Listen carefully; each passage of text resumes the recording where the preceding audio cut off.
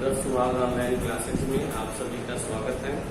जैसा कि आप लोगों को पाठ 4 नागरिक शास्त्र में अध्ययन करा रहे हैं, उसी के आगे से आज हम आपका पाठ 4 जात, धर्म और लैंगिक मसले पर चर्चा करेंगे। जो आप लोगों का लास्ट का ही थोड़ा सा बचा हुआ है, उसी पर हम चर्चा करेंगे। सभी बच्चे इस लेसन को अच्छे से बुक से तैयार करेंगे और आप लोगों को जो नोट्स भेजा जा रहा है उसे अपने फेयर कॉपी में नोट करेंगे। आप लोगों को इस लेसन से संबंधित हमने जाति, धर्म और लैंगिक मामलों के बारे में बताए हैं। हमारा देश बहुत से या विभिन्न धर्मों और जातियों का देश है। हमारे देश में अनेक प्रकार के धर्मों के लोग रहते हैं, इसलिए यहाँ पर विभिन्नताएं भी अधिक पाई जाती हैं। लैंगिक मामले के बारे में आपको बताया किस तरीके से महिला और पुरुष में भेदभाव किया जाता है। उसी से संबंधित आपको हम थोड़ा सा और जानकारी देंगे। इन्हीं 2 प्रावधानों का जिक्र करें जो भारत को धर्मनिरपेक्ष देश बनाते हैं। इसमें आप लोग देखेंगे भारत के संविधान में भारत को एक धर्मनिरपेक्ष राज्य घोषित किया गया है। इसको निम्न प्रकार से स्पष्ट किया जा सकता है। यानी धर्मनिरपेक्ष का मतलब होता है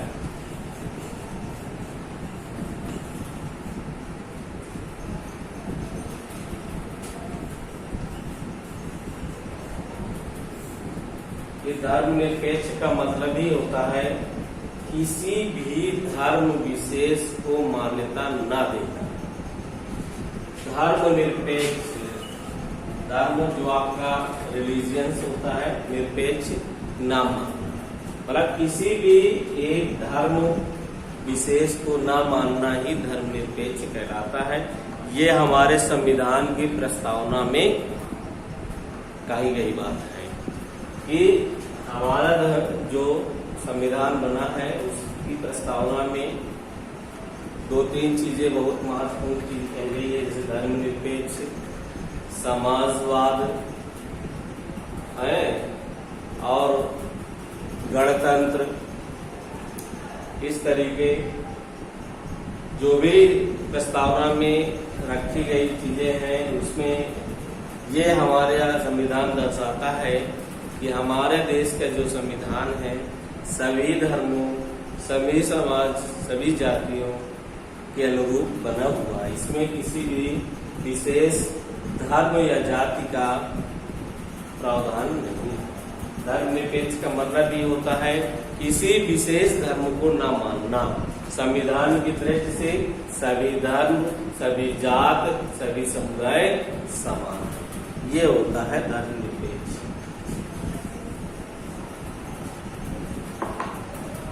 इसी में आपको राज्य का कोई धर्म नहीं है। ये हमारे संविधान में स्पष्ट रूप से बात कही गई है कि राज्य का कोई धर्म नहीं होता है। राज्य के नजर में सभी धर्म समान है। भारत का कोई भी विशेष राजधर्म नहीं है। भारत का राज्य सरकार किसी भी विशेष धर्म को प्राथमिकता नहीं देती है। संविधान की दृष्टि से सभी धर्म समान है। अतः भारत एक धर्मनिरपेक्ष राज्य है। वही बात इसमें भी कहा है कि भारत के संविधान में किसी भी एक धर्म विशेष की बात नहीं की गई है। संविधान की दृष्टि से सभी धर्म एक समान है, चाहे वो किसी भी धर्म का क्यों न हो। इस तरीके से भारत एक धर्मनिरपेक्ष देश है। इसी में है राज्य धार्मिक मामलों में हस्तक्षेप नहीं करता है। राज्य धार्मिक मतलब इसमें आपको कहा गया है हर व्यक्ति, प्रत्येक व्यक्ति को अपने धर्म को अपने अनुसार मानने का अधिकार दिया गया है। ये हमारे जो मूल अधिकार प्राप्त हुए हैं अनुच्छेद 28 के तहत ये बात कही गई है, प्रत्येक नागरिक अपने धर्म को अपने हिसाब से वो मानने का अधिकार दिया गया है। इसमें राज्य हस्तक्षेप नहीं करेगी।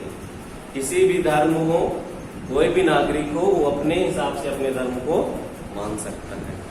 इसी में भारतीय संविधान ने प्रत्येक व्यक्ति को अपनी इच्छा अनुसार धर्म चुनने, पूजा उपासना करने, धार्मिक स्थल स्थापित करने तथा अपने धर्म का प्रचार करने की स्वतंत्रता देकर भारत को एक धर्मनिरपेक्ष राज्य बना दिया है।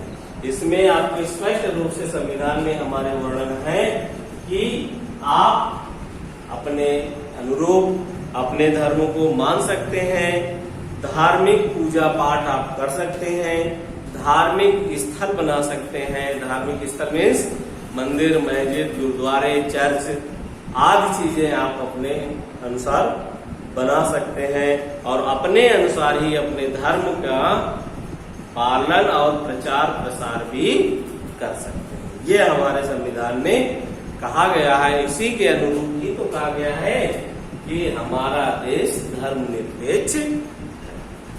अब आपका पाठ ये समाप्त होता है यहीं से, और आप लोगों को इसी से रिलेटेड कुछ 2-4 क्वेश्चन करा देते हैं। इसके बाद आप लोग को जो वर्क भेजा जाएगा उसे आप लोग फेयर कॉपी नोट करेंगे, और होमवर्क में ये भी जो भी आपको वर्क दिया जा रहा है इसके 2-2 या 4-4 क्वेश्चन जो याद कर सके आपको याद भी करना है। इसमें जैसे आपको दिया है, संसार के किन 2 देशों में सार्वजनिक जीवन में महिलाओं की भागीदारी का स्तर काफी ऊंचा है।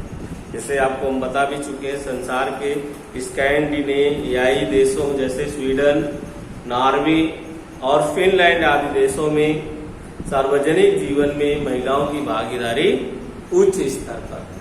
अब कुछ ऐसे देश हैं जहां महिलाओं की भागीदारी निम्न स्तर है, जैसे उदाहरण के तौर पर सऊदी अरब। सऊदी अरब का उदाहरण सबसे बेस्ट उदाहरण है, क्योंकि आज भी यहाँ की महिलाओं को नागरिकता मतलब वोट देने का अधिकार नहीं है। इसी तरीके जैसे भारत में मुख्यमंत्री के रूप में कार्य करने वाली 3 प्रमुख महिलाएं हैं। जैसे मायावती यूपी में 4 बार मुख्यमंत्री रह चुकी हैं।